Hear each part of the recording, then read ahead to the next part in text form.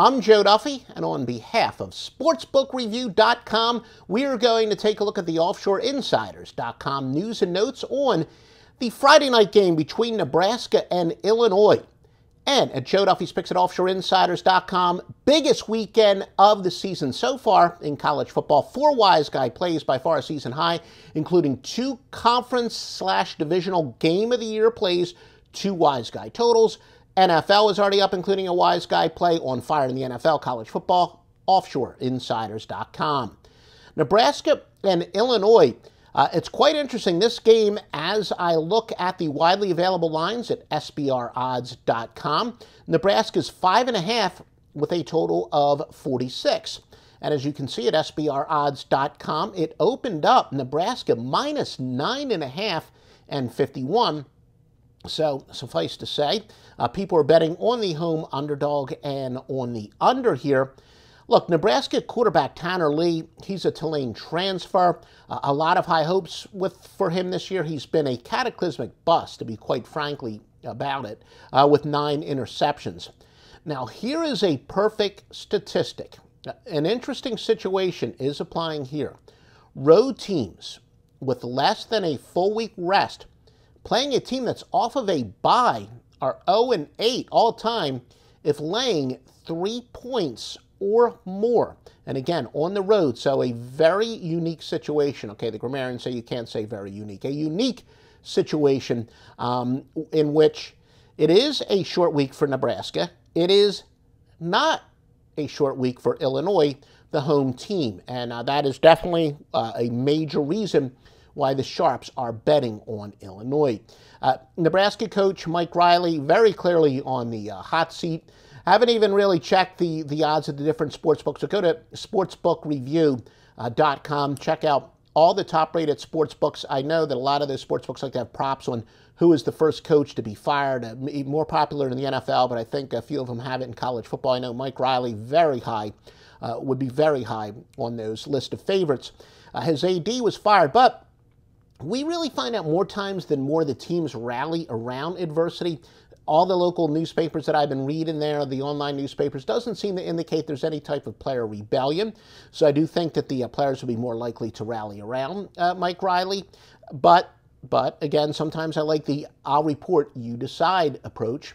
For those of you who like to do some handicapping on your own, some people would argue it's going to be a big distraction for Nebraska.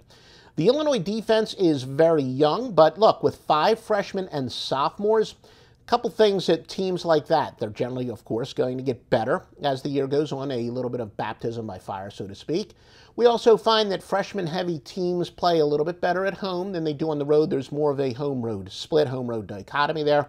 Used to be the case in college basketball. Not anymore, but, you know, maybe we'll do, you'll see in our college basketball picks why we've dropped that. But in college football, I still find out as a general thumb, a team like Illinois, more so than most teams, will be much better at home than they will on the road. Also, the prevailing theory that most sharp people would think that a young team like that will benefit from the bye more than a veteran team would. So again, the scheduling dichotomy definitely favors Illinois. But at the other end of that, I say there's only a small number of people. I can count on one hand. I got 5 fingers on this hand. I can count on really one hand how many opinions out there can definitely sway me. And a sharp who I trust, he's been, I know him from the Score Phone days, Leo Shafto. It may or may not be his real name, but he's been on every side of the window. He's worked everywhere in the industry, you know, whether it's as a handicapper, working for offshore, you know, he may or may not have done, you know, some local, local, how do we say it, bookkeeping, so to speak, or a local accountant. But he's really seen it from every perspective. He likes Nebraska. And I would tend to agree on the opening line. Look, those of you who got the underdog on the opening line, phenomenal middle opportunity, a bet middler, as I would call it. I will tell you, I do have 2 premium picks for Friday night on OffshoreInsiders.com. This is not one of them.